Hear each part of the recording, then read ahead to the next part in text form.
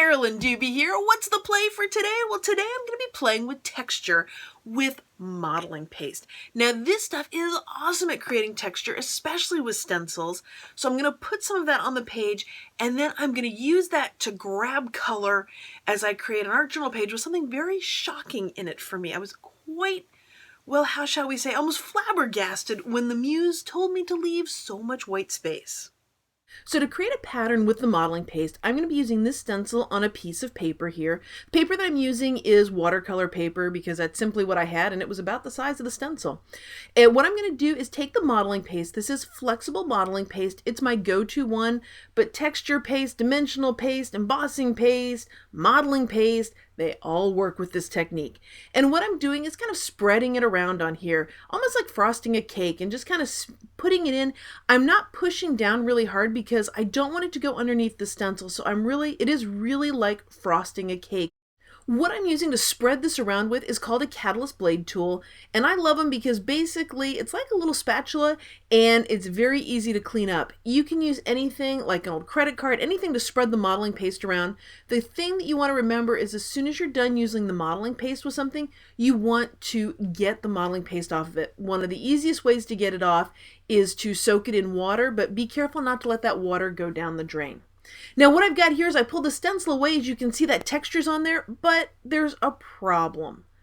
Yeah, I know I have to wait for this to dry. So I guess I'm going to go clean off my stencil.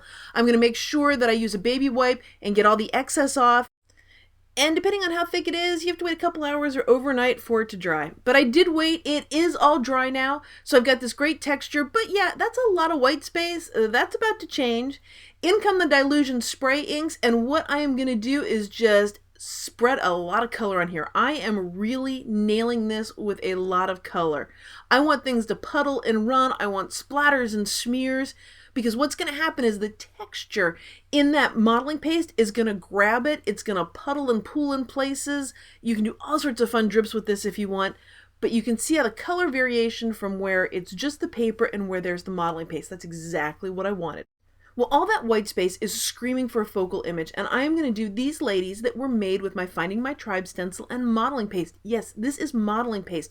Totally dry, and it's flexible because of the kind of modeling paste that I was using called flexible modeling paste. And with this, though, I have a lot of options and a lot of freedom. I can see how this looks before I actually commit to gluing it down. That's one of the really nice things about working with modeling paste that's already completely dry. And it allows me to test out position. Do I want to put it up here, down there, anywhere? Do I want to only do 4 of these ladies? Do I want to kind of cut one of them off? I can experiment and see what it looks like before I commit to actually attaching it on. Now, how do you make these dimensional decals? I've got an entire workshop called Modeling Paste Play. It's actually an a la carte series. There are 3 mini workshops, and in one of them is all about dimensional decals. I'll have a link down below so you can check those out if you'd like to know more about modeling paste, including all the steps for cleaning up from it. I mean, all the details about how you can jump in and create all sorts of colorful papers with modeling paste. Well, now I need some writing on this. So before I glue this down, I'm actually going to do a little bit of calligraphy. Okay, this isn't calligraphy. This is me with a dip pen writing. I would not call this calligraphy in any way, shape, or form. But I wanted the colors to match the spray ink, so I'm just going to treat that dilutions as if it was calligraphy ink, and I'm going to do some of my scribble writing. Clearly, I'm not a master with the pen and the nib here because, yeah, you saw that thing slide around. But it's going to do the job for me. It's going to give me my scribble writing. While I'm doing this, I am absolutely thinking to myself about something. I am writing real words, or at least I think I am, but I can't actually read them anymore, and I have no idea if I even spelled them correctly or, well, anyway, you get the idea of how scribble writing works. Now the muse is kind of blowing my mind with this because I think I'm going to leave all that white space around there. Well, now it's time, though, to glue down or attach this dimensional decal of these women. I'm going to double check if I like do I want them actually in the blue spray or do I want them just outside of the blue spray? So I can get the position just where I want it, and then it's really easy. All I'm going to do is put some gel medium on the back of it.